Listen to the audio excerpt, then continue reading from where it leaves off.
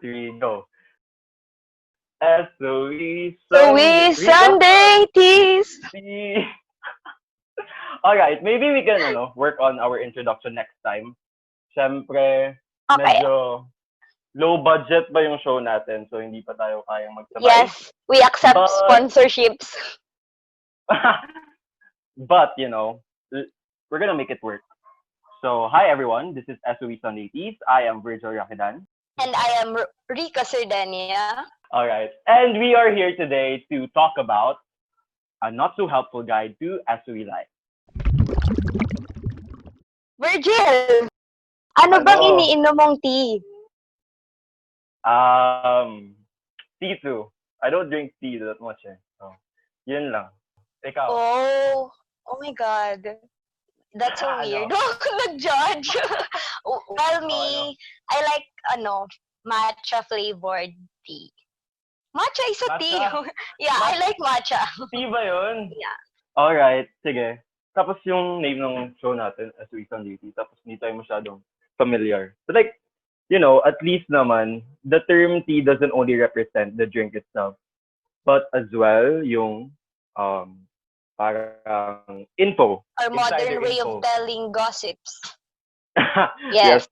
Sinabi ko na ng maayos, sinabi mo namang gossip. Pero okay lang. Okay, sige. Ikaw muna, Rika. Introduce yourself to our audience. Okay, hi guys! So nice to know that you're listening in our random whatever, but we'll try to make it substantial as we can. I am 𝗨𝗪 𝗪𝗧 from the School of Economics, taking up economics and BS accountancy. Yeah, I think I'm about to kill myself. Anyway, I'm 119 and my zodiac sign is I'm our Sun, Leo, Moon, Capricorn, and Ascendant Taurus. So, gets nyo na yon. Kung ano yon. Kung hindi man, pakisearch na lang po.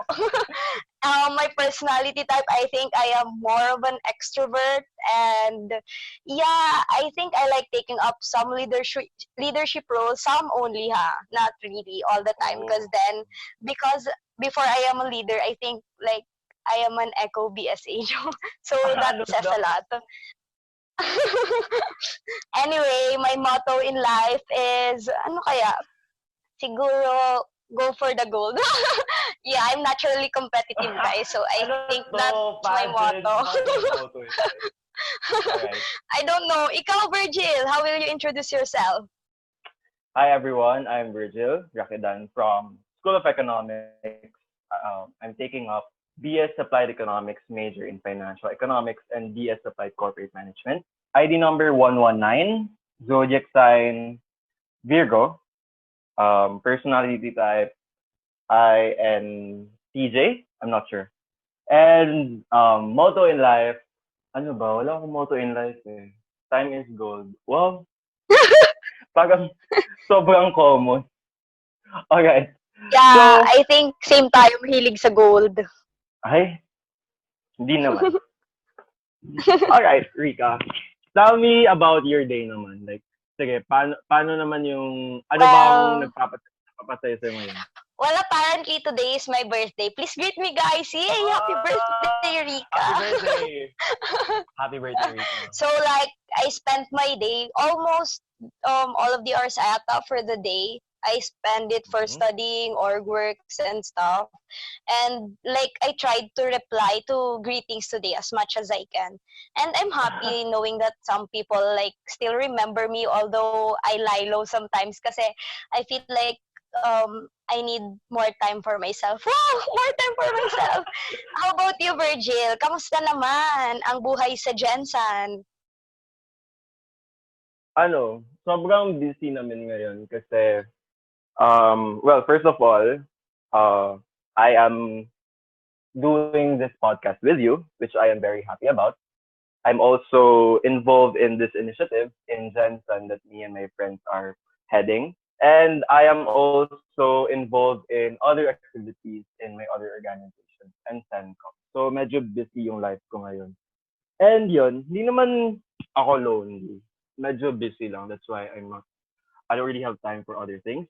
But that's okay. So Rika, ano ba nga bang pag-uusapan natin ngayon?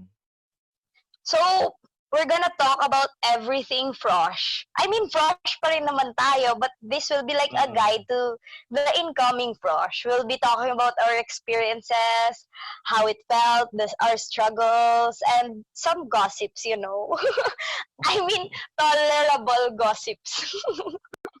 Alright, so I think introduction muna tayo. Siyempre, yung mga starters muna yung pag-uusapan natin. For Yes. Eureka, how did it feel on your first day, walking around the LS Hall?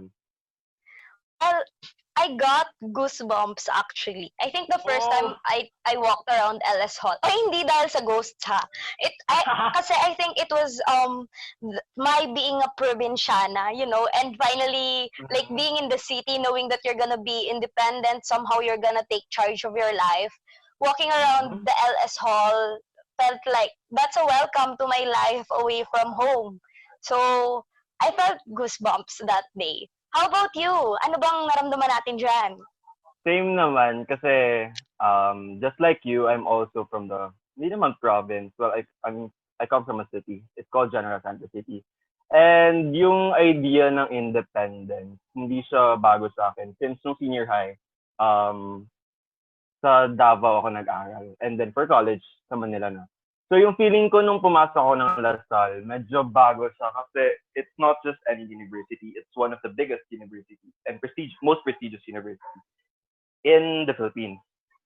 That's why nung pumasok ako, parang nanliit ako kasi hindi ko alam yung dynamics pa ng school, pati yung mga tao, hindi ko pa alam kung paano bagayan and stuff like those. So yun lang naman.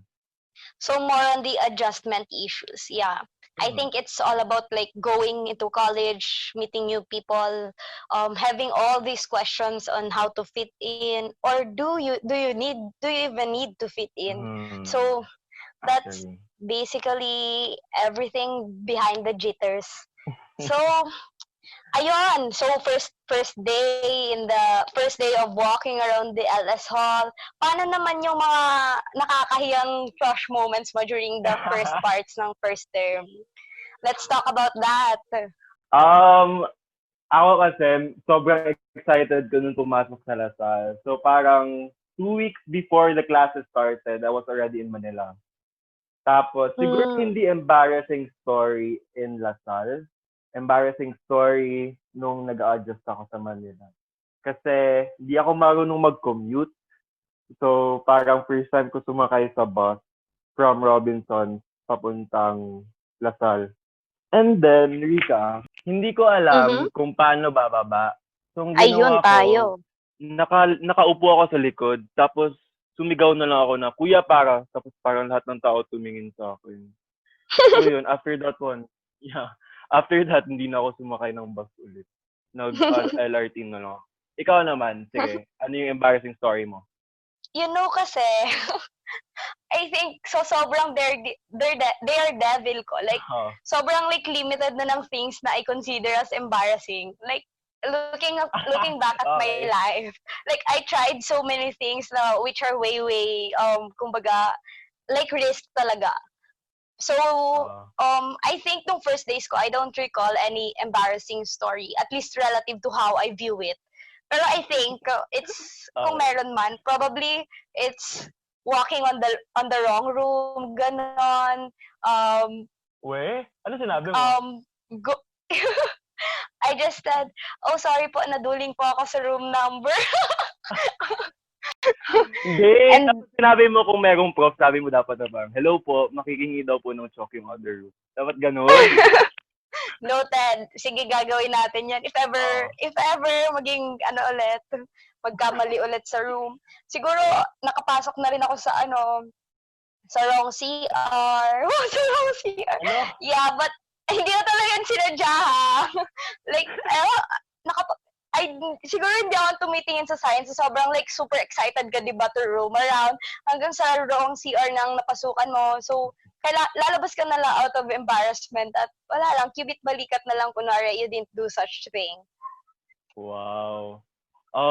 Syempre, it's very nostalgic for us to talk about these things kasi first time natin yun and very monumental siyang part ng ating college life, di ba? Yeah. Naaalala mo ba kung saan kayo first kumain? I think it's in Orange and Spices, I think. First kumain nung... Kayo ba? Sino Saan? kasama mo? Sino kasama mo muna? Do I mention names?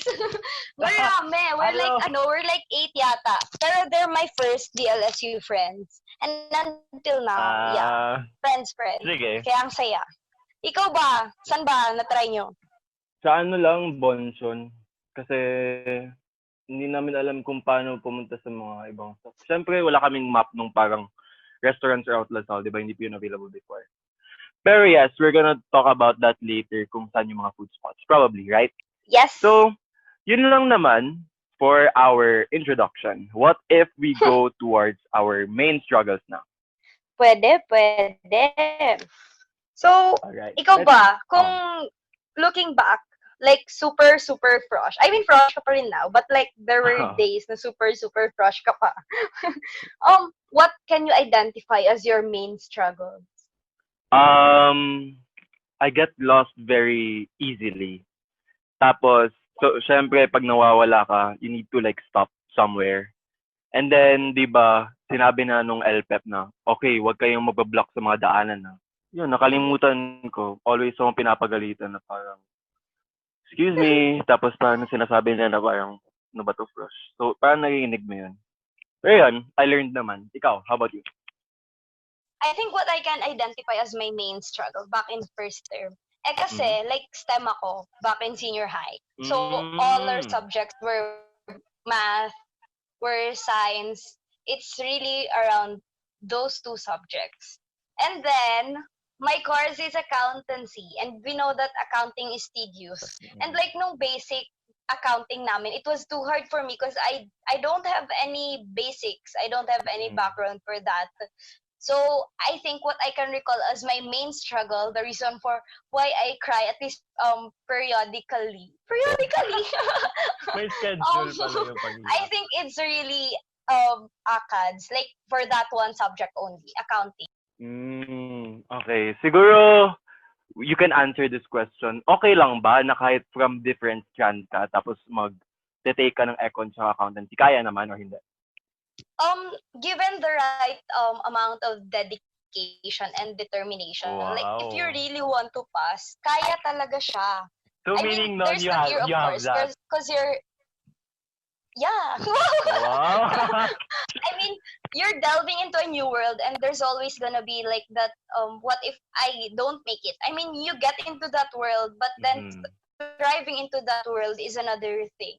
But then, if you really want it, like you're determined to grow into that field, I think you'll be able to carry on. So for those na worrying about from STEM and then they'll go into BSA, I think they can, given the right preparation and given the discipline.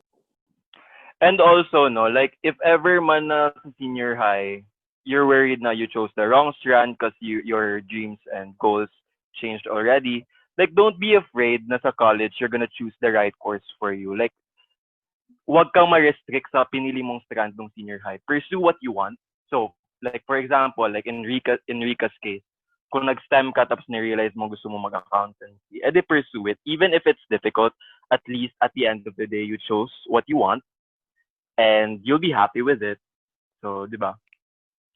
Yes, actually. And then, like, we are in the age where we can experiment. So I think it's better to take risks now than like regret later on when there were so many years that passed already and you can no longer do about the time that has already passed.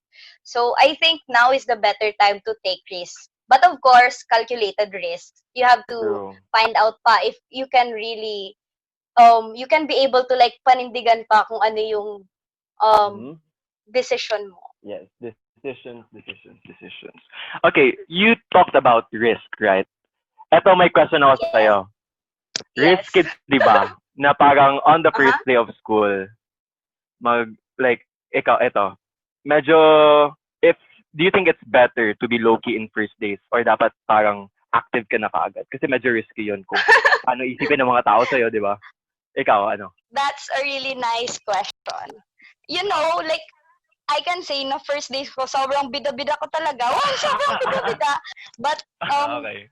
if I had to choose now, if I'm gonna be low-key or bida-bida, I think I'm Oh. gonna stand by my being bida-bida. Because, like, Wow. now, I can say na, like, the people I am with now, the friends that I am with now, who I am with now, they're Mhm. the people who can stand me. Who can stand me. And at least, like, they tolerate you and accept you for who you are. So I think that's one of the ways to find friends. But Mhm. then it's all about being comfortable. If Mhm. you're comfortable being low key at first, then it's fine. Mhm. You'll eventually be in your right place. But then again, being bida bida, it has its perks. How Mhm. about you, Virgil? What do you advise? Do you think it's better to be low key or to be bida bida? I think the word bida-bida, siguro hindi naman natin siya minamasama, no? Parang, syempre may negative connotation kasi yung pag bida-bida ka. Siguro active in a sense. In my case, nung mga first term, yung iniisip ko dapat parang low-key lang muna ako at first and then I'll have this I'll have my peak soon. So kasi iniisip ko na first term pa lang naman to, parang hindi naman siya important. So iniisip ko, hindi mo na ako maging active. I'm gonna be active like silently. And then when the right time comes, doon na ako mag-recite and stuff. So actually, the right time came already. So naging active na, super active na ako ngayon. Not only in ACADS but also in org work. Yun lang yung advice ko. Parang siguro for me, low-key ka muna sa una. Tapos saka ka maging active when things are actually important. Ganun. Pero okay din naman yung Wow. advice mo, Rika, na parang at first, maaalala ka na ng mga teachers. On that Yeah, pala, also. meron akong But, meron akong tip na sinare sa akin ng mm-hmm. isang 118 para daw maalala ka ng profs mo. Ito. Sabi niya, dapat daw sa first days, ini-estimate mo muna kung ano yung personality ng teacher. So parang in most cases daw medyo terror ganyan. So dapat daw ang gawin mo sa first days, magdamit ka daw ng pangmabait para daw maisip ng mga teachers, good boy to, ganyan ganyan. Good student to. And, and then and then pag naging bulakbol ka na sa pag naging late ka na gano'n, always ka nang absent sa mga next few weeks. Syempre, yung maaalala ng teachers is yung first few weeks mo na para sobrang mabait ka. So, yun yung sinabi niya. But, syempre, we don't tolerate being late. Of course, gusto natin maging on time. And maging present sa ating classes. Right? And also try to be as genuine as possible. Because, yeah, that's who you are. And then be it. Change what you want to. But I think it's wrong to, like, but then again, we all have our strategies. Wow. Okay. Nasabi ko Yeah. kanina na Speaking parang of active ACADS and ako. such. Oo. Mm-hmm. Nasabi ko kanina parang active ako sa ACADS and org work. Ikaw, Rika, I'm sure na you're also involved in a lot. Ano yung advice mo for our incoming frosh regarding org work and ACADS? Wow. Balance. For me, thrive in both. Wow, thrive Wow, in both. Yeah, grabe! for me, that's if you can, if you want to prioritize ACADS, there's nothing wrong with it. But if you wanna explore and see more of the university life, have these tasks that actually help you grow into more of an like the professional that you wanna be. I think it's best that you incorporate org life into your university life. It's not actually that heavy if you think about it, because there will be times that you won't have to do nothing. I mean, like, there are times na parang wala kang gagawin, and in those times you can do orgs.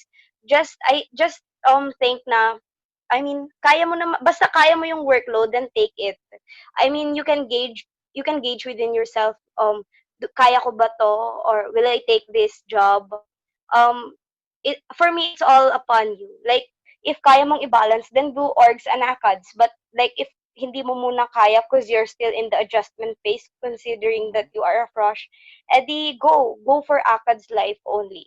Ikaw ba, Virgil? For sure, BS organ, BS ACAD ka, ay, BS org minor Yes, ACAD ka or eh. hindi, sakto lang. I agree with what you said. Now, hindi naman lahat ng work ng CENCOM, Central Committees and Organizations ay heavy. Yung iba nga parang hindi siya active work. Parang tatawagin ka lang nila if like may papagawa sila sa'yo. So yun, kaya naman siya for me. Pero sa mga gustong mag-focus sa ACADS, okay lang din naman. Gusto ko lang i-share yung sinabi sa akin na advice ng isang upperclassman din, 118. Nakalimutan ko kung sino. Basta sinabi niya na your college life isn't just about your academics. It's more importantly about the experience that you'll gain. So that includes the experience and the knowledge and skill set that you'll get from working in CENCOMs, working in organizations, because those things are the ones na titignan ng mga corporations and companies na mag-hire sa'yo in the future.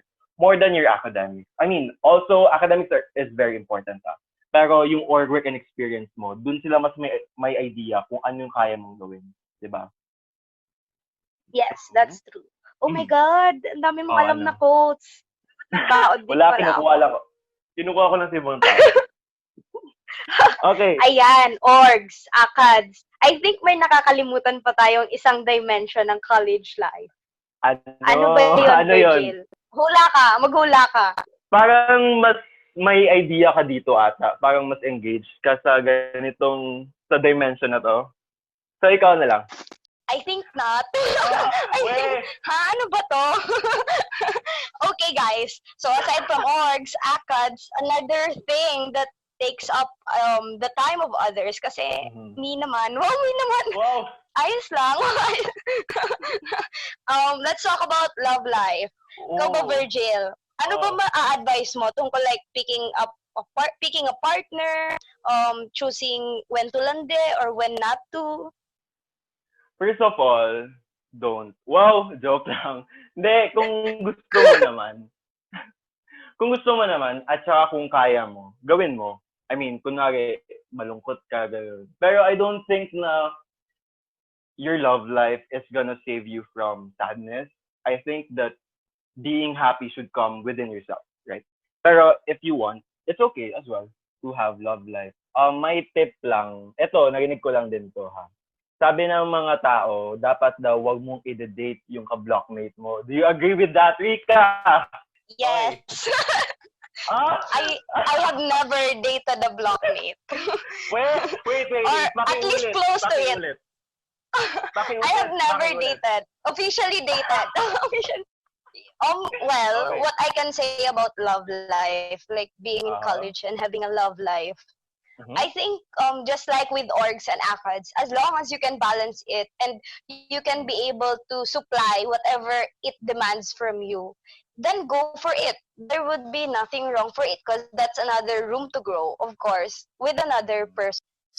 But then you have to take into account that love is not a requirement. So you don't feel pressured when your peers have love life or have significant others of their own, because you have your whole self already. You are whole, and you don't need anybody to complete you, and you should be fine on your own. So that's just my take on having a love life this college. Ano ba yung mga nakuha mong disadvantages of being parang too busy, or ano ba yung mga harms of being in love while pursuing ACADS? Apparently, nung like first parts nung frosh pa ako, parang wala namang nag-distract sa akin related to like love life. Frosh ka pa rin. Ano yung frosh ako? First parts of being a frosh. So, ayun. Okay. Sige. So, pero now,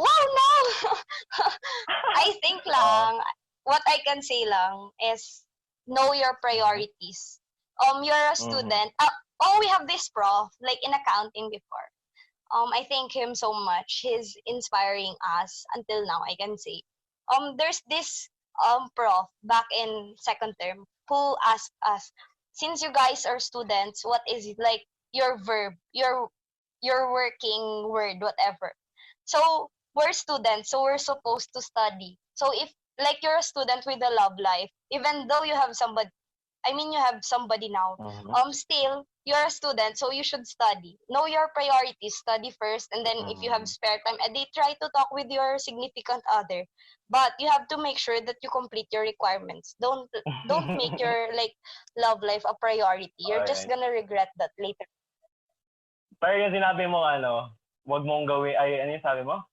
Unahin mo yung requirements. Tingin mo ba okay lang ba kung groupmates kayo ng ka-block mong ka-relationship mo din? Baka magkasiraan Um, kayo. no naman.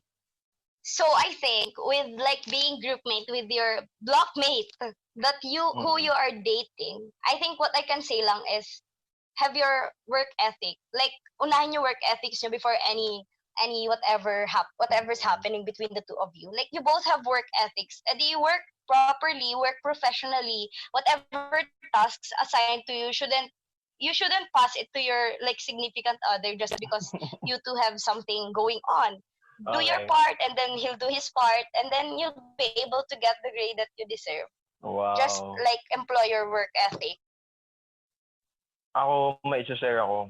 Nung term 2, kasi from term 1 na grade ko, tapos nung term ko na si GPA, bumaba yung average ko, Rika. Guess mo kung ano yung culprit. Kung sino yung culprit. Oh my God. Joke lang. Pero, okay. Hindi naman yun yung culprit talaga. Pero, oo nga, medyo nakaka-take din kasi siya noong time if ever meron kang, ina-entertain and then at the same time you're also busy with or work and ACADS. Like, hindi ka naman robot eh. Meron talagang isang side na mako-compromise mo, di ba? So, yun lang.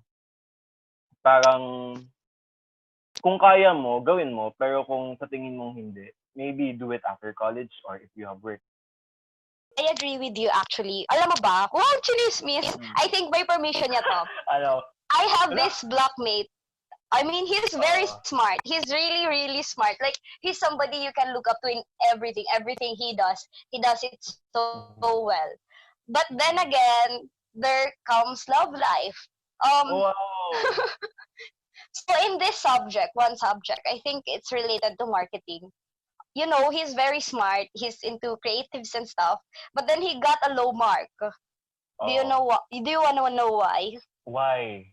Because the time that you need to dedicate for ACADS, which is a requirement, is is being dedicated to his significant other, which like is not a requirement. Mhm. Ako sa tingin ko, okay lang naman yun kung bumaba yung grades mo. Kasi syempre, once you get into a relationship, your priorities will change as well. So if ever naman, kunwari, naging busy siya, tapos bumaba ng kaunti yung grade niya, pero masaya siya, at least at the end of the day, alam niya kung ano yung pinasok niya, di ba? Alright. So, tingin ko more than love life. Ano naman, Rika, mga ganap mo. Ano ba mga ginagawa mo besides ACADS and the whole work thing? Nagpa-party ka ba? Uy, parang narinig ko, Rika. Medyo nakita ka daw ng madami daw nakakita sa yung sa labas. Totoo ba yan? What? What? I don't even go out now. Wow. But yeah, the latter parts of 2019, I think I may have gone out. Like. Grabe. But then, aside from ACADS, I have few sidelines. Well, sidelines. I write poetries. Anything creative, I write. And like I earn from that also. So how about you? What do you do aside from? Aside from whole school life, I go to my friends. My other friends are in UST, and then sometimes I get invited to hang out in. Wow, hangouts lang ba yan? Oo, hangouts lang, ice cream socials, ganun. Wow, ice cream socials. Oh. Yeah, in terms of like socials, talking about socials, since frosh tayo, one thing like that I would like to emphasize is like you have to beware of party invites. Mm-mm. Don't keep saying yes to people who ask you out, because then I mean there's this wanting to fit in. tingin ko, tama yung sinabi mo, Rika, na piliin mo kung saan ka pupuntang mga invite. Kasi, first of all, hindi siya mura. Like, it's not cheap to go out, especially when you're in Manila. And second, of course, you would want to hang out with your friends na mas may mga na moments tsaka experiences na gusto mong maalala. Kaysa naman sa mga strangers na kung ano-anong pwedeng magawa sa'yo, di ba? At least safe naman tayo. And, alright, how about ano naman? Since we've been talking about good things, what about our struggles in terms like emotional struggles, homesickness, ganun? Na-experience mo ba yan? I think, um, th- parang after a month ko of being in Taft alone, I mean, there was a time that I felt so homesick. Because before I went to Manila, I wanted very much to leave like my place already. Because I wanted to be independent. I think I can classify myself as a very independent woman. So Wow! like there's this wanting to be alone. But then when I was alone already, I felt so alone. I felt so alone. So dealing with homesickness is another thing. But then it Parang, actually helps that you have friends that you can yaya easily. Hey, can we go to a cafe or can we coffee? Can we hang out? I mean not directly, but there are friends na you who would accompany you and who's going through the same thing. Although they don't say it directly, they could relate to you. So it matters to really have friends who are willing to be actually, with you then from time to time. Ikaw ba, friends since are from very Jansan ka, ang important. layo mo rin Mm. ah. Mm. Um, yung sa sinabi ko nga kanina, the idea of independence isn't new because I've been independent naman ever since. So, tama yung sinabi mo na choose the right friends that will be there for you and na who can also share their struggles with you para at least you'll have a support group na magte-take care sa'yo in times of these low points in your college life. So, yun. Kasi kung alone ka lang, syempre, ang sad naman nun, di ba? Hindi mo naman kaya na ikaw lang yung mag-figure out for yourself. You need Yes. people that can also relate with you and can share the same experience with you para at least mayroon kang kasama. So, yun. I guess this calls for our final tip. Wow! Ano yung mga tips mo? Tips Tips? mo? Tips? Tips mo? Oh. Ano yung mga Okay. tips mo for our incoming frosh? Well, first, Mm-hmm. associate yourself with the people that will influence you in the right way. Mm-hmm. So you have to be with the people who, if you value a card so much, then be with Mm-hmm. people who value the same thing.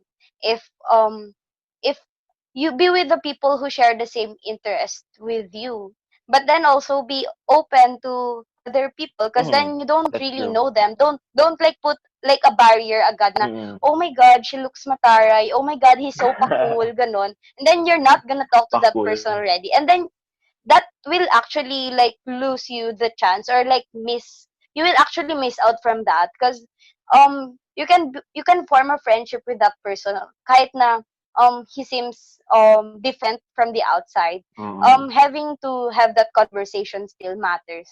So choose the people who you will associate. Mm-hmm. Dapat you have to be selective in that. But then again, don't be too like judgy in all other people that you meet. Kasi it's also at college is a chance to know people, diversify your connections, and not just connections, form meaningful relationships. Because it Mm-hmm. matters to have meaningful relationships, because that's where you can find fulfillment. How about you, Yes. Virgil?